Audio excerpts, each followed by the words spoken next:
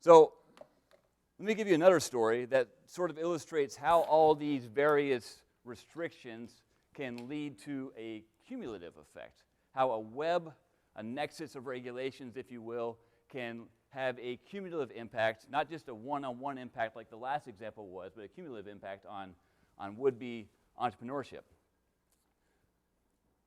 So in Logan City, Utah, over the last decade, city planners, the city government, was considering a project that would involve installing what's called micro hydropower in the river that goes through their town.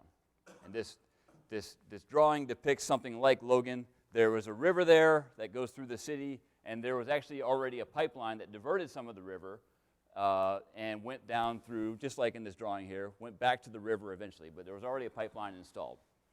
Now, given that this pipeline is there and there's water running through it, it's got some pressure, what you can do is just put a wheel in there, put a turbine in there, have the water turn that wheel, and then that can be converted into electricity. That's called micro hydropower. It's a pretty simple process. It's a very environmentally friendly process, right? That's perfectly green energy if you can just put the wheel there without any consequences to the environment.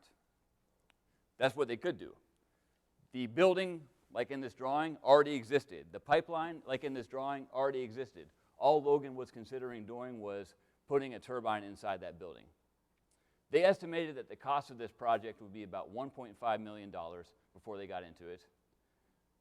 They learned the hard way that costs can run up significantly as a result of trying to deal with all the regulations that affect this sort of a project.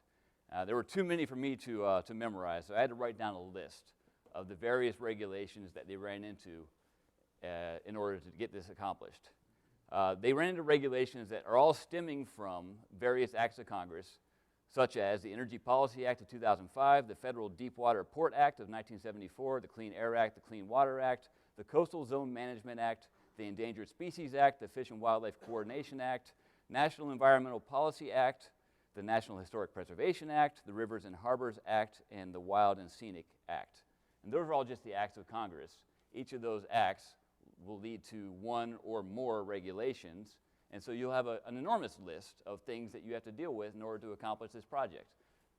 These regulations, for the most part, or these acts of Congress, are designed for environmental stewardship, right? These are mostly the National Environmental Policy Act. That's something that's supposed to be green.